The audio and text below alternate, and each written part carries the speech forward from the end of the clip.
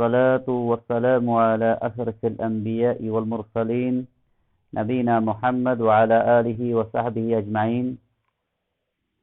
اللهم صل على محمد وعلى آل محمد كما صليت على إبراهيم وعلى آل إبراهيم إنك حميد مجيد.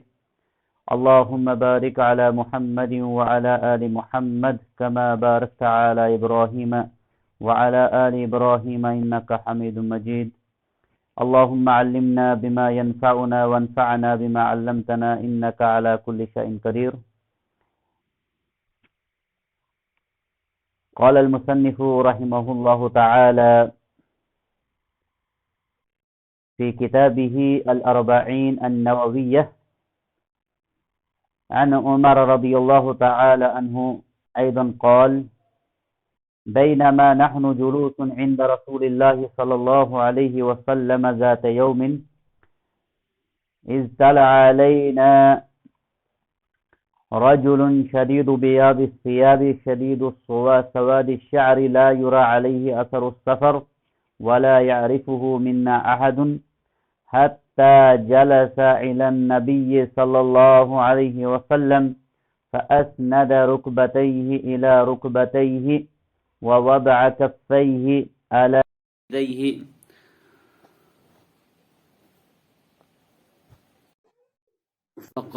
وقال يا محمد أخبرني عن الإسلام. فقال رسول الله صلى الله عليه وسلم: الإسلام أن تشهد أن لا إله إلا الله وأن محمدا رسول الله وتقيم الصلاة وتؤتي الزكاة وتصوم رمضان وتحج البيت إن استطعت إليه سبيلا. قال: صدقت. فعجبنا له يسأله ويصدقه. قال: فأخبرني عن الإيمان. قال: أن تؤمن بالله وملائكته وكتبه ورسله واليوم الآخر وتؤمن بالقدر خيره وشره. قال: صدقت. قال: فأخبرني عن الإحسان. قال: أن تعبد الله كأنك تراه فإن لم تكن تراه فإنه يراك. قال: فأخبرني عن الساعة. قال: ما المسؤول عنها بأعلم من السائل. قال: فأخبرني عن عماراتها. قال: أن تلد الأمة ربتها وأن ترى الخفاة العراة العالة رياء الشاء يتطاولون في البنيان. ثم انطلق فلبثت مليا ثم قال: يا عمر أتدري من السائل؟ قلت: الله ورسوله أعلم. قال: فإنه جبريل أتاكم يعلمكم دينكم. معزز مشارکین حضرات، آج کے اس درس میں ہمیں جس حدیث کا درس لینا ہے یا جو حدیث پڑھنی ہے وہ حدیث جبریل کے نام سے مشہور ہے. ایک لمبی حدیث ہے جس میں اسلام، ایمان، احسان اور پھر قیامت کے حوالے سے یا اس کی قیامت کی نشانیوں کے حوالے سے رسول اللہ صلی اللہ علیہ وسلم کے ارشادات موجود ہیں. جیسا کہ پچھلے درس میں ہم نے اس کی ابتدا کی تھی، اس حدیث کے راوی بھی عمر بن خطاب ہیں رضی اللہ تعالی عنہ. جیسے کہ پہلے حدیث ہم نے پڑھی تھی انما الاعمال بالنیات. امید ہے کہ انشاءاللہ مشارکین حضرات نے اس کو دیکھا بھی ہوگا اور یاد بھی کیا ہوگا. آج کی جو حدیث ہے، دو نمبر حدیث جو اس کتاب کے اندر لائی گئی ہے، ایک عظیم حدیث ہے. حضرت عمر کہتے ہیں رضی اللہ تعالی عنہ: بینما نحن جلوس عند رسول اللہ صلی اللہ علیہ وسلم ذات یوم. کہتے ہیں کہ ایک دن ہم نبی کریم صلی اللہ علیہ وسلم کی مجلس میں بیٹھے ہوئے تھے. ذات یوم، ذات جو ہے یہاں پر جو فائدہ دیتا ہے عربی زبان جو ساتھی جانتے ہیں، اس کے مختلف استعمالات ہیں. ان میں سے ایک یہ ہے کہ نکرہ کے لیے استعمال ہوتا ہے. یہاں پر وہی معنی دیتا ہے مراد ہوگا یومن من الایام۔ آپ علیہ الصلوۃ والسلام کی مجلسوں میں جیسا کہ صحابہ کرام بیٹھا کرتے تھے، آپ علیہ الصلوۃ والسلام کی ایک ہی مجلس میں، کسی ایک مجلس میں کسی دن میں کہتے ہم بیٹھے تھے، عمر بن خطاب کہتے ہم بیٹھے تھے، اذ طلع علینا رجل، اچانک ایک آدمی وہاں پر آتا ہے۔ وہ آدمی کون تھا یہاں پر جو ہے مبہم ہے، بتایا نہیں گیا کون تھا، جس کی پہچان نہیں تھی۔ وہ آدمی آتا ہے جس کے اوپر شدید و بیاض الثیاب، سفید کپڑا اس نے لگایا ہوا تھا، وہ شدید و سواد الشعر، اور اس کے جو بال تھے وہ بھی سیاہ تھے۔ لا یرا علیہ اثر السفر، حضرت عمر کہتے ہیں کہ اس کے اوپر سفر کے کوئی آثار نہیں تھے، ایسا نہیں لگ رہا تھا کہ یہ کوئی مسافر ہے۔ حضرت عمر رضی اللہ تعالی عنہ نے اسے یہ کیسے کیوں کر پہچانا؟ کیونکہ اس زمانے میں جب کوئی سفر سے آتا تھا، اونٹ پر سفر ہوتا تھا، پیدل سفر ہوتا تھا، گھوڑے پر سفر ہوتا تھا، تو گرد و غبار ضرور لگا ہوا ہوتا تھا۔ اور ایک دوسری چیز یہ ہے کہ اس سفر میں، اس زمانے کے سفر میں جو ہے تھکاوٹ زیادہ ہوتی تھی بنسبت آج کے دور میں، تو اس کے اوپر نہ ہی اس کے کپڑوں کے اوپر جو سفید کپڑے تھے، سیاہ بال تھے، ان کے اوپر کوئی گرد و غبار تھا، نہ ہی اس کے سے جو ہے نا یہ محسوس ہو رہا تھا کہ یہ کہیں سفر سے آیا ہوا ہے۔ حتی ولا یعرفہ منا احد، حضرت عمر کہتے ہیں کہ ہم میں سے اس کو کوئی جانتا نہیں تھا، ہم میں سے اس کو کوئی جانتا نہیں تھا۔ عمر رضی اللہ تعالیٰ عنہ کے الفاظ یہاں پر منا، ہم میں سے۔ اب دیکھیں ایک آدمی مجلس میں آتا ہے، صحابہ بیٹھے ہیں اور وہیں پر رسول اللہ صلی اللہ علیہ وسلم بھی بیٹھے تھے۔ حضرت عمر نے کہا جب وہ آدمی آیا، اس کے کپڑے ایسے تھے، بال ایسے تھے، اور ہم میں سے اس کو کوئی جانتا نہیں تھا۔ حالانکہ اگر دیکھیں گے تو حضرت عمر نے یہ کہنا چاہیے تھا کہ میں اس کو جانتا نہیں تھا۔ بقیہ صحابہ کے بارے میں عمر نے کیسے کہہ دیا کہ ہم میں سے اس کو کوئی جانتا نہیں تھا؟ یہاں پر جو فائدہ ہمیں حاصل ہوتا ہے وہ یہ ہے کہ یہ عمر نے کیوں بتایا کہ ہم میں سے اس کو کوئی جانتا نہیں تھا۔ ولا یعرفہ منا، نا کی جو ضمیر ہے وہ جمع کے لیے استعمال ہوتی ہے، ہم سب میں سے کوئی اس کو جانتا نہیں تھا۔ اگر عمر کہتے میں اس کو جانتا نہیں تھا تب کہتا منی، میں اس کو، ولا یعرفہ، ولا اعرفہ کہتے میں اس کو نہیں جانتا، ولا اعرفہ میں اس کو جانتا نہیں تھا، لیکن کہا ولا یعرفہ منا احد، ہم میں سے اس کو کوئی جانتا نہیں تھا۔ یہ عمر نے اس لیے کہا کیونکہ ہر ایک اس کو تعجب کی نگاہ سے دیکھ رہا تھا، ہر ایک اس نگاہ سے دیکھ رہا تھا کہ نیا، ہر ایک کے لیے وہ نیا ہے۔ حتی جلس الی النبی صلی اللہ علیہ وسلم، یہاں تک کہ وہ نبی کریم صلی اللہ علیہ وسلم کے پاس جو ہے وہ بیٹھ گئے آپ علیہ الصلوۃ والسلام کے پاس۔ فاسند رکبتیہ الی رکبتیہ، اور اس نے اپنی جو یہ گھٹنے ہیں آپ علیہ الصلوۃ والسلام کے ساتھ لگا دیے، اپنے گھٹنوں کو آپ علیہ الصلوۃ والسلام کے گھٹنوں کے ساتھ لگا کر وہ سامنے آ کر آپ علیہ الصلوۃ والسلام کے جو ہے بیٹھ گئے۔ ووضع کفیہ علی فخذیہ، اس نے پھر اپنے جو ہاتھ ہیں علی فخذیہ، اپنی ران پر رکھ دیے۔ سامنے رسول اللہ صلی اللہ علیہ وسلم بیٹھے تھے، وہ انسان آتے ہیں اس طرح بیٹھ کر آپ علیہ الصلوۃ والسلام کے سامنے، بیٹھنے کے بعد اپنے دونوں ہاتھوں کو اپنے رانوں پر رکھتے ہیں، اپنی ان دو جگہ پر رکھتے ہیں۔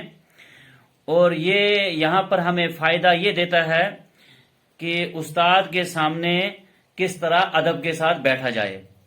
یہ ادب کی حد ہے کہ سامنے استاد بیٹھا ہو اور شاگرد سامنے جو ہے اس حالت میں بیٹھ جائے۔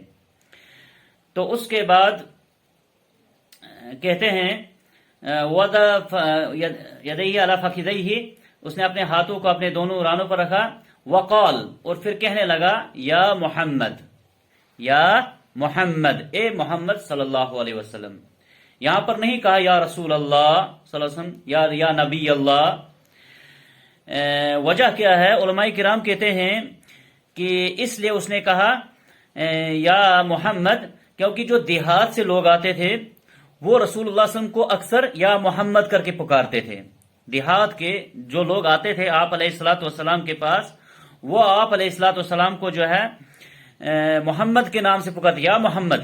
اور جو وہاں مدینہ کے تھے، شہر کے رہنے والے تھے، وہ اللہ کے نبی صلی اللہ علیہ وسلم کو یا رسول اللہ کہہ کر پکارتے تھے.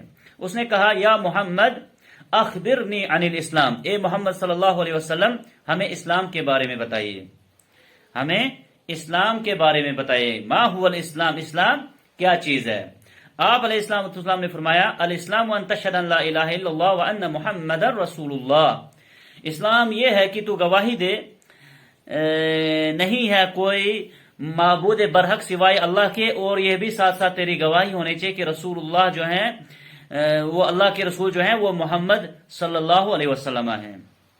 اور ان تمام چیزوں کا اقرار جو ہے آپ کے زبان سے ہو، دل سے تصدیق ہو، اور آپ کے جسم سے بھی یہ اظہار ہو. اور اس کے بعد کہا وَتُقِيمَ الصَّلَاةَ، اور نماز کو تو قائم کرے، ساتھ ساتھ نماز کو قائم کرے. قرآن کریم میں بھی اکثر جگہوں پر وَأَقِيمُ الصَّلَاةَ آیا ہے، نماز کو قائم کرو. کہیں پر نہیں آیا ہے کہ پڑھو. ہاں حدیث میں آیا ہے صلو کما رأیتمونی اصلی، وہاں پر آیا ہے صلو، نماز کو پڑھو تم، لیکن کیسے؟ جیسے تم نے مجھے پڑھتے ہوئے دیکھا. نماز وہی مقبول ہے جو نبی کریم صلی اللہ علیہ وسلم کے طریقہ کار پر ہوگی.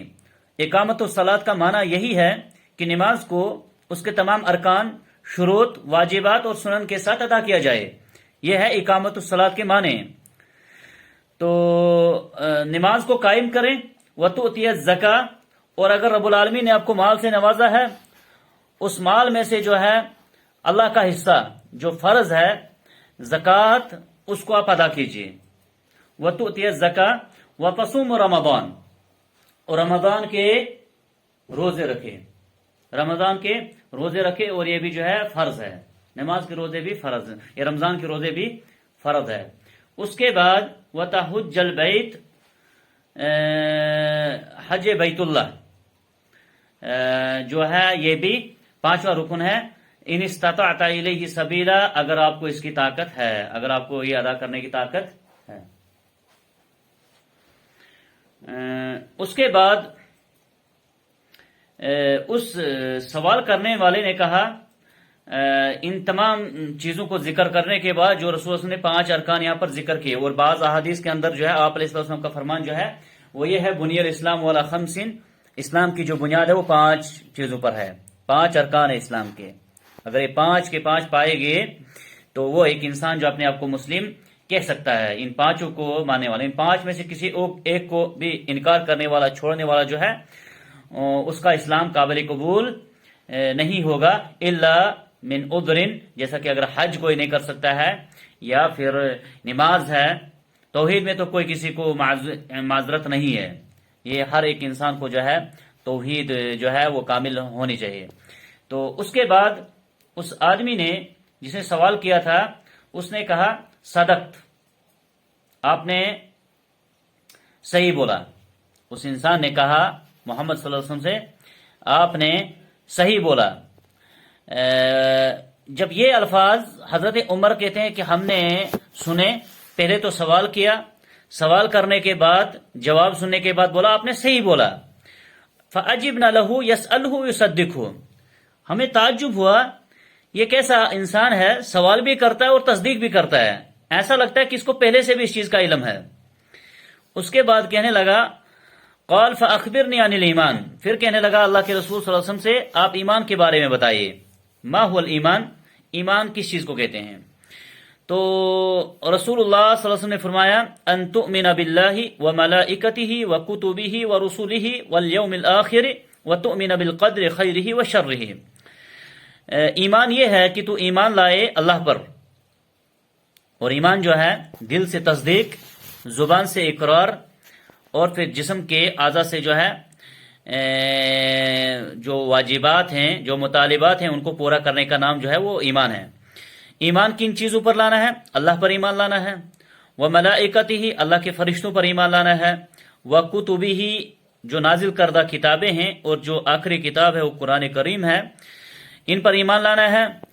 ورسلہ، اور جتنے انبیاء کرام آئے اجمالی طور پر تمام انبیاء کرام پر ایمان لانا ہے، اور تفصیلی طور پر رسول اللہ صلی اللہ علیہ وسلم کی ایک ایک سنت پر ایمان بھی لانا ہے، اس پر عمل بھی کرنا ہے۔ والیوم الآخر، اور قیامت کے دن پر ایمان، ایک دن آئے گا جب یہ ساری دنیا ختم کر دی جائے گی، اور پھر جس کو مالک یوم الدین کہتے ہیں، بدلے والے دن، جہاں پر ہر انسان کو جو ہے اچھے لوگوں کو اچھا اور برے لوگوں کا ان کا برا جو ہے انجام ہوگا۔ وَتُؤْمِنَ بِالْقَدْرِ خَيْرِهِ وَشَرِّهِ، اور تو ایمان لائے تقدیر پر، چاہے اچھی ہو یا بری۔ یہاں پر بھی ایک جو نقطہ ہے جو سمجھنے کا اس حدیث کے اندر، وہ یہ ہے کہ اللہ کے نبی صلی اللہ علیہ وسلم نے فرمایا ان تؤمن، تو ایمان لائے اللہ پر، باللہ وملائکتہ وکتبہ ورسل والیوم الآخر۔ تؤمن کے بعد، جو اللہ پر ایمان لانے کے بعد فرشتوں کو، کتابوں کو، رسول اور قیامت کے دن کو جو ہے معطوف کیا۔ عربی جو زبان جانتے ہیں یا جو عربی کے شوقین ہیں، ان کو ان چیزوں کو یاد رکھنا چاہیے، سمجھنا چاہیے۔ ان کو معطوف کیا اللہ پر کہ تو ایمان لائے اللہ پر، فرشتوں پر، کتابوں پر، اس کے رسولوں پر، قیامت کے دن پر، اور پھر مزید لائے وَتُؤْمِنَ، اور تو ایمان لائے تقدیر پر، چاہے وہ اچھی یا بری ہو۔ یہ یہاں پر تقدیر پر ایمان کی جو ہے جو اہمیت ہے، تقدیر پر ایمان لانے کی جو فضیلت ہے، اس کو ذکر کرنے کے لیے اللہ کے نبی صلی اللہ علیہ وسلم نے فرمایا وَتُؤْمِنَ، ایمان، تؤمنہ کا لفظ دہرایا، اس سے پہلے نہیں دہرایا، اس سے پہلے صرف ایک بار کہا تؤمن باللہ وملائکتہ، ایسا نہیں کہا ان تؤمن باللہ وتؤمن ملائکتہ، نہ، ان تؤمن باللہ وملائکتہ وکتبہ ورسلہ والیوم الآخر وتؤمن بالقدر خیرہ وشرہ، تقدیر پر ایمان، اچھی یا بری تقدیر پر۔ یہ سب کچھ جو ہوتا ہے یہ اللہ کی طرف سے ہوتا ہے۔ جب بھی کوئی پریشانی آئے، خوشی ملے، انسان جو ہے ان تمام حالتوں میں رضامندی کا جو ہے اظہار کرنا چاہیے کہ یہ سب کچھ جو ہوتا ہے یہ کل شیء بالقضاء والقدر، ہر چیز اللہ تعالیٰ کی تقدیر سے اور قدرت سے، مشیت سے ہوتی ہے۔ پھر اس کے بعد اس حدیث کو ہم نے پہلے بھی اس کی شرح کی ہے غالباً دروس کے اندر، لہذا آج ہم اس کو جو ہے مختصر فوائد کے ساتھ ہی آگے بڑھنا چاہ رہے ہیں۔ اس کے بعد کہا صدقت، قال صدقت، اس سوال کرنے والے نے کہا کہ صحیح۔ اس کے بعد سوال پوچھتا کہتا فاخبرنی عن الاحسان، اے محمد صلی اللہ علیہ وسلم مجھے احسان کے بارے میں بتائیے۔ ما هو الاحسان، احسان کیا چیز ہے؟ قرآن کریم کے اندر آیا ہے کہ اللہ تعالیٰ احسان کرنے والوں کو، محسنین کو پسند کرتا ہے۔ یہ احسان ہے کیا چیز؟ اللہ کے نبی صلی اللہ علیہ وسلم نے فرمایا ان تعبد اللہ کأنک تراہ فإن لم تکن تراہ فإنہ یراک۔ احسان یہ چیز ہے کہ جب تو اللہ کی عبادت کرتا ہے، یہ کہ تو عبادت کرے اس حال میں کرے کہ آپ یہ گمان رکھے، یہ خیال رکھے کأنک تراہ، گویا کہ تو اللہ کو دیکھ رہا ہے۔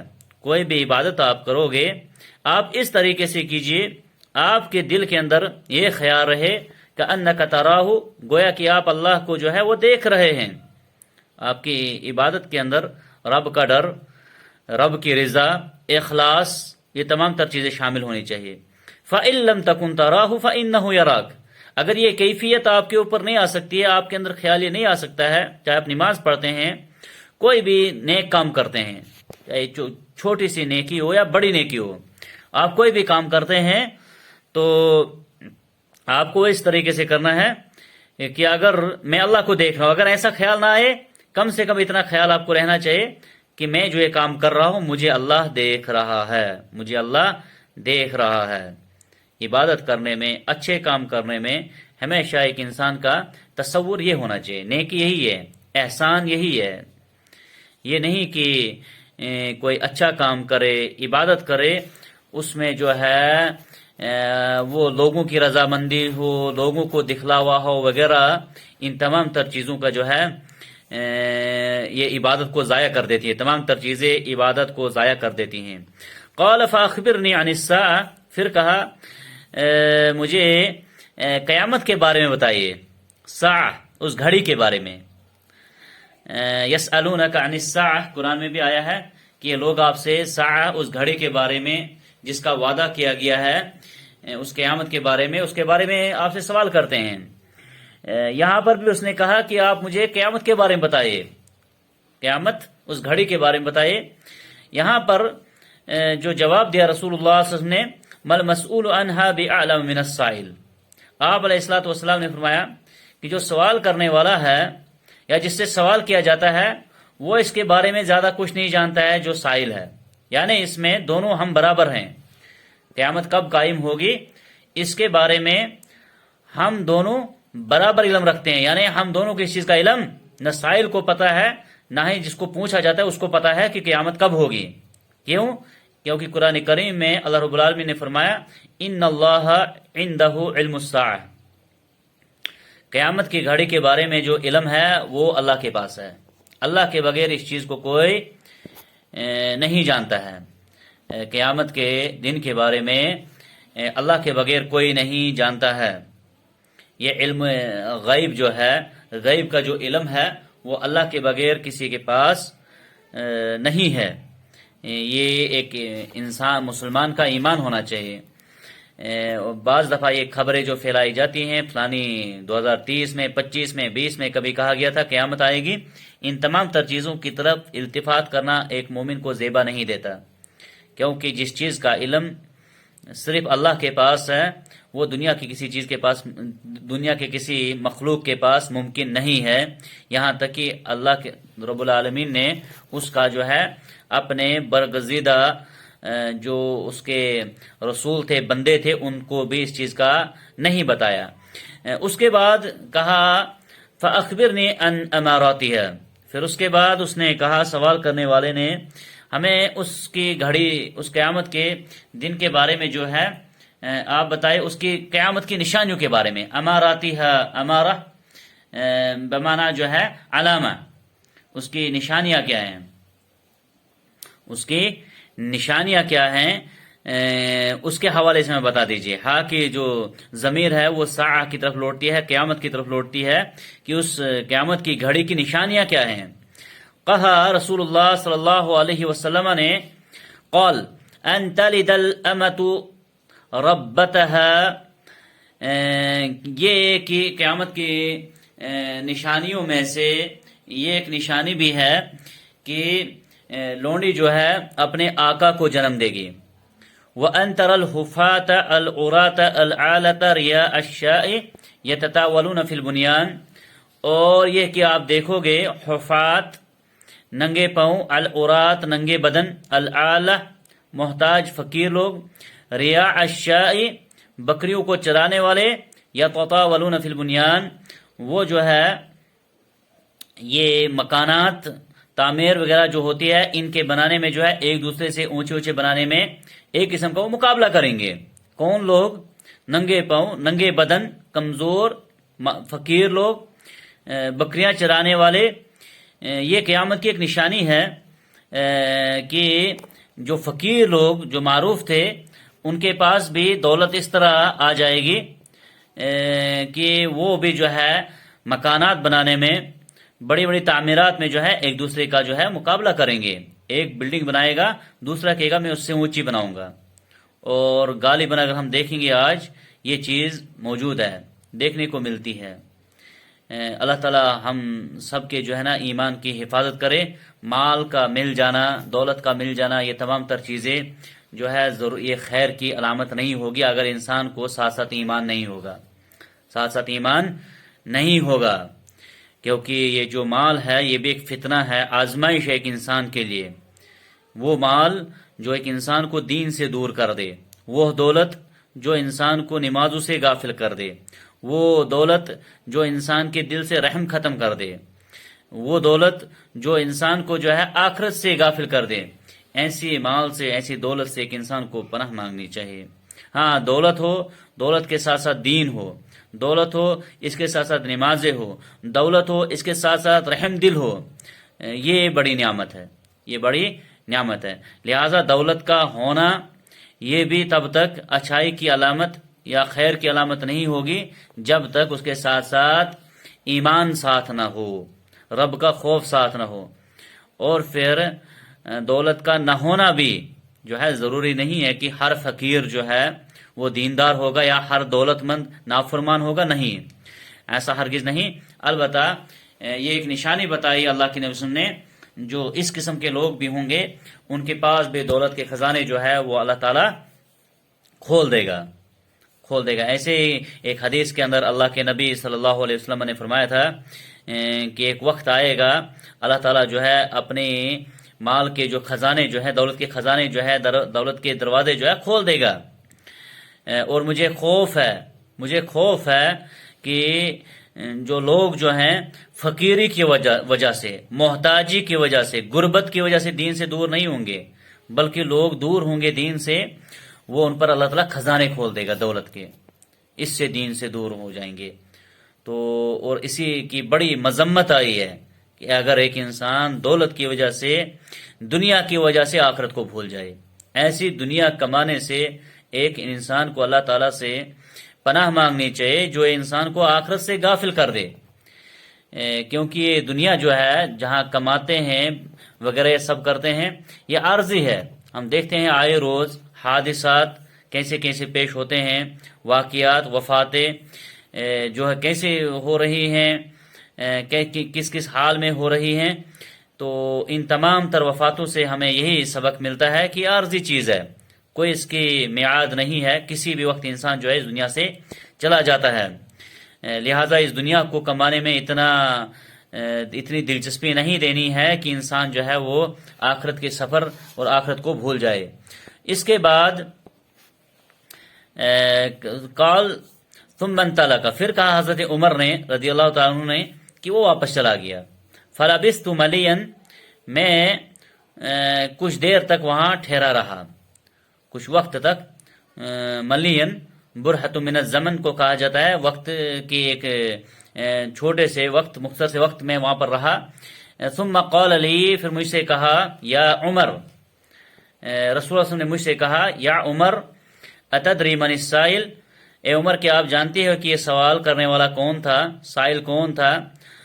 حضرت عمر کہتے ہیں قلت اللہ ورسولہ عالم، میں نے کہا اللہ اور اس کے رسول بہتر جانتے ہیں، اللہ اور اس کے رسول بہتر جانتے ہیں. تو اللہ کے نبی صلی اللہ علیہ وسلم نے فرمایا قال فإنہ جبریل اتاکم یعلمکم دینکم، کہا اے عمر یہ جبریل امین تھے، یہ جو اب تک سوال کر رہا تھا، سوال کی تصدیق بھی کر رہا تھا، یہ جو آپ کو اجنبی لگا، یہ جو آدمی آیا تھا، فإنہ جبریل، یہ جبریل تھے علیہم السلام، جو فرشتوں کے سردار ہیں، جو وحی لے کر انبیاء کرام کی طرف آتے تھے. اتاکم، یہ آیا تھا تمہارے پاس، یعلمکم، سکھانے، دینکم، تمہارا دین اس نے تمہیں سکھایا. یعنی جو دین کی باتیں ہیں جو اوپر ذکر ہوئی، یہ دین سکھانے کے لیے جو ہے جبریل امین آئے تھے. تو یہاں پر ایک اور چیز جو سمجھنے کی ہے، جب اللہ کے نبی نے کہا عمر سے کہ آپ جانتے ہیں کہ یہ سوال کرنے والا کون تھا، تو صحابہ کرام کا طریقہ کار وہ ہمیشہ یہ الفاظ کہا کرتے تھے اللہ و رسول عالم، اللہ اور اس کے رسول بہتر جانتے ہیں. جب بھی ان سے کوئی سوال پوچھتے تھے اللہ کے نبی صلی اللہ علیہ وسلم، تو اس کے جواب میں اگر ان کو علم نہیں ہوتا تھا وہ تو سیدھا کہتے تھے اللہ اور اس کے رسول بہتر جانتے ہیں. اور ہم میں سے بھی ہر ایک کو جب ایسا مسئلہ پوچھا جائے، سوال پوچھا جائے، اگر اس کا تعلق دین سے ہے، شریعت سے ہے، تب ہمیں بھی کہنا چاہیے اللہ و رسول عالم. اگر وہ مسئلہ عام حالات کے بارے میں ہے، کسی خبر کے بارے میں ہے، تو وہاں پر کہنا چاہیے اللہ عالم، اللہ عالم. یہ بھی ایک ادب ہے، تو یہ حدیث جبریل کو آج ہم نے مختصر ترجمے کے ساتھ لیا، اور اسی طرح ہم دوسرے احادیث کو بھی لیں گے.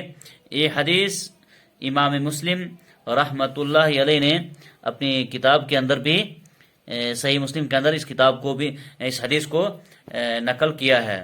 تو اللہ تبارک و تعالی سے ہم دعا کرتے ہیں کہ الہ العالمین ہمیں دین کی سمجھ عطا کرے اور احادیث رسول کو سمجھنے کی، یاد کرنے کی اور ان پر عمل کرنے کی توفیق عطا کرے. اقول قولی ھذا استغفر اللہ لی ولکم ولسائر المسلمین فاستغفروہ انہ هو الغفور الرحیم۔